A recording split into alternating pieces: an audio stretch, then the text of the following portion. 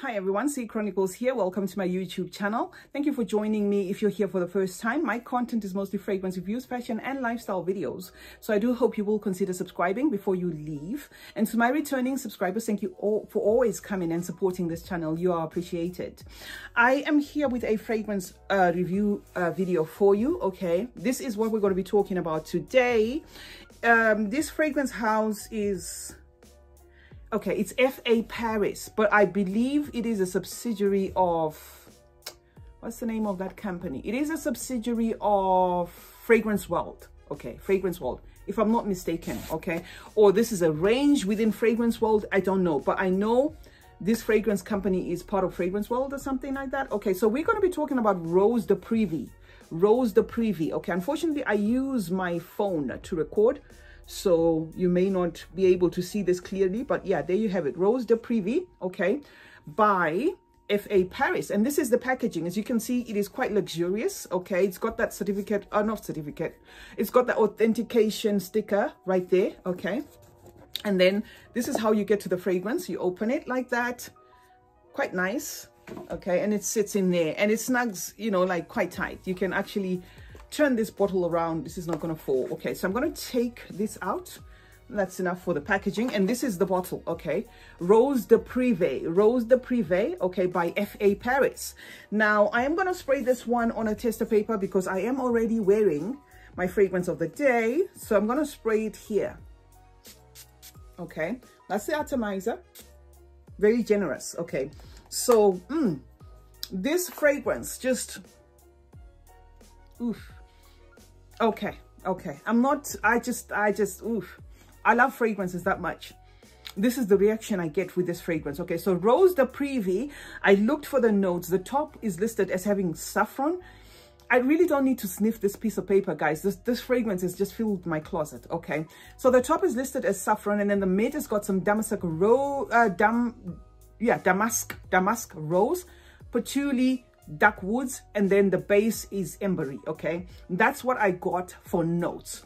Now the opening to me feels a lot fruity, although there are no fruits listed here, okay, on the notes, but maybe they are, okay, because to me it feels a lot fruity, okay?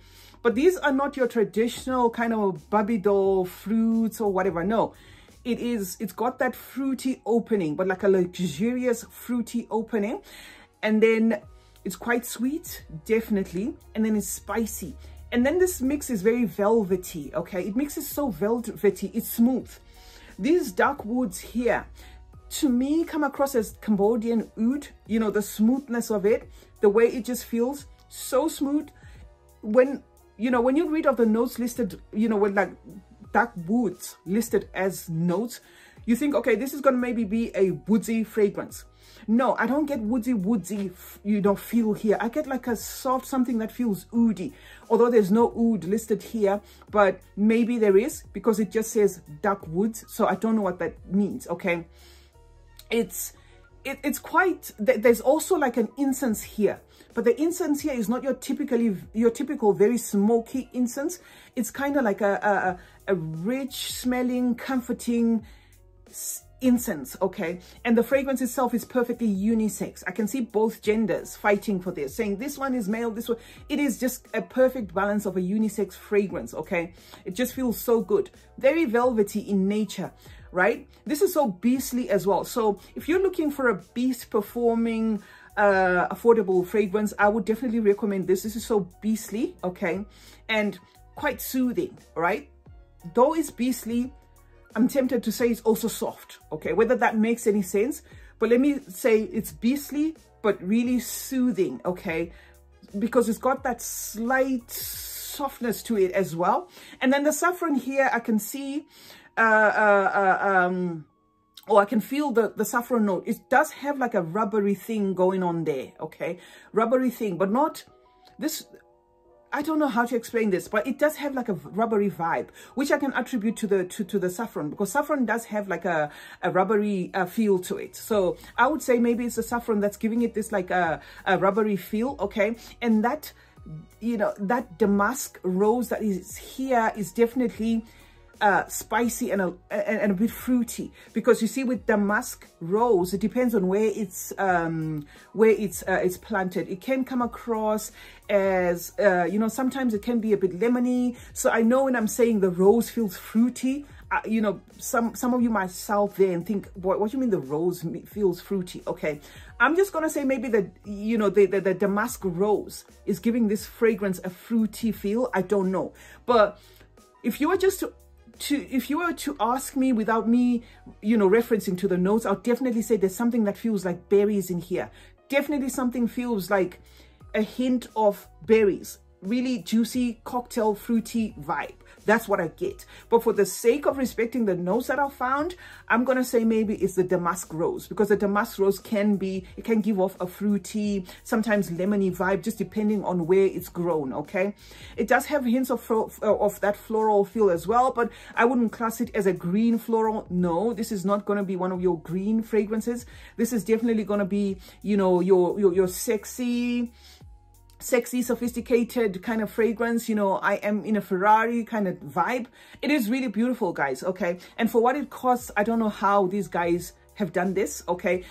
It's also quite heavy, beastly rather, not too heavy, but beastly to me, to a point where at some point it did kind of give me a headache. I think I'd oversprayed because I enjoyed it so much, and I just sprayed and sprayed until I realized, oh my God, I've just oversprayed, and it did give me, you know, like a headache. It's just a slight headache because I am prone to sinuses, okay? It does have a patchouli here, but the patchouli that's here comes across as a bit synthetic. It's not like it's not like your dirty, spiky patchouli. Everything here is beautiful, okay?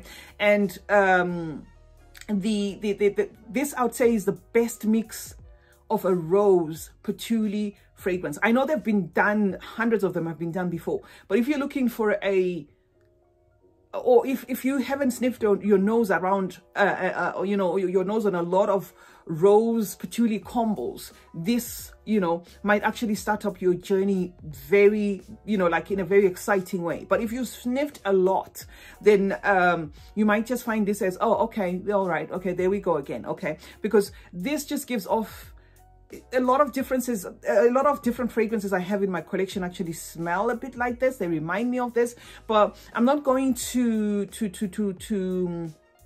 let me not pull away from what I'm talking about here. Let me just put it this way.